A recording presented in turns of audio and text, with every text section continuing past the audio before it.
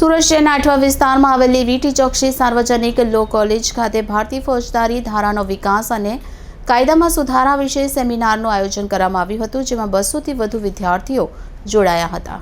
સુરતના ખ્યાતનામ વકીલ શ્રી શ્રેયસ દેસાઈ, ચેરમેન સંચાલન કમિટી સાર્વજનિક એજ્યુકેશન સોસાયટી અને ઇન્ચાર્જ આચાર્ય ડોક્ટર ઇરમલા દયાલ દ્વારા ઇન્ડિયન ક્રિમિનલ લો ચેન્જિંગ પેરાડાઇમ વિશે સેમિનાર યોજાયો હતો, જેમાં મુખ્ય વક્તા તરીકે ડોક્ટર મહેશ પટેલ, ઇન્ચાર્જ આચાર્ય Shri S.M. Patel Shah law college Mehsana ઉપસ્થિત રહ્યા હતા. કાયદામાં સુધારાની જરૂર, ભારતીય ફોજદારી ધારાનો વિકાસ અને સીમાચિહ્નરૂપ કેટલાક ચુકાદાની ચર્ચા કરી વિદ્યાર્થીઓને પ્રભાવિત કર્યા હતા. તેમના દ્વારા હાલમાં ફોજદારી કાયદા કરાયેલા સુધારા વિશે વિશેષ માહિતી આપી હતી. કોર્ટની વિવિધ પ્રક્રિયાઓમાં નવા કાયદાઓની અસર વિશે પણ ચર્ચા કરી હતી. વિષયને સરળ શબ્દોમાં રજૂ કરી તેમણે વિદ્યાર્થીઓને પોતાના વિશાળ અનુભવનો પરિચય આપ્યો હતો. ફેકલ્ટી કોઓર્ડિનેટર એડવોકેટ નિકુંજ રાઠોડે સેમિનારનું સફળતાપૂર્વક સંચાલન કરી આભાર વિધિ કરી હતી.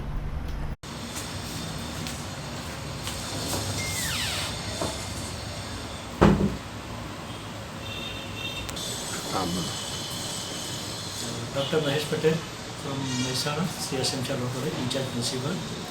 આજે વીટી ચોકસી લો કોલેજની અંદર કાયદામાં સંશોધન શા માટે જરૂરી છે તે વિષય પર વ્યાખ્યાન આપવા માટે આમંત્રણ મળ્યું. હું વીટી ચોકસી કોલેજના પ્રિન્સિપાલ છે અને ટ્રસ્ટી મંડળનો ખૂબ ખૂબ આભાર વ્યક્ત કરું. વર્તમાન સમયની અંદર જ્યારે કાયદામાં સંશોધન પ્રક્રિયા કરવામાં આવે છે ત્યારે ઘણીવાર સમાજમાં વિરોધના વંટોળ ઉઠતા હોય છે, પરંતુ કાયદાના સંશોધન વગર મજબૂત સમાજ કે મજબૂત રાષ્ટ્રનું નિર્માણ કરી શકાય નહીં. માટે કેટલાક નીતિમત્તાયુક્ત ન હોય તેવા કાયદાઓ ક્રિમિનલ જસ્ટિસ સિસ્ટમની અંદર જે ડીલે ન્યાયિક પ્રણાલિકાની અંદર થાય છે એ માટે ચોક્કસ પ્રકારના સુધારા કરવા આવશ્યક છે.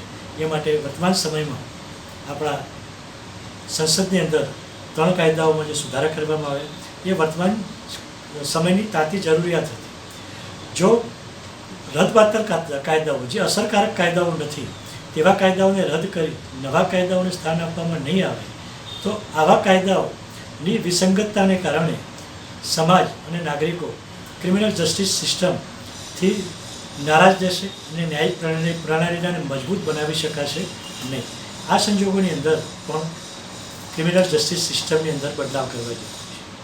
ન્યાયિક પ્રણાલીની અંદર ક્રિમિનલ ટ્રાયલ કેટલો સમય ચલાવવો એની કોઈ મર્યાદા નિર્ધારિત કરવામાં નથી આવી.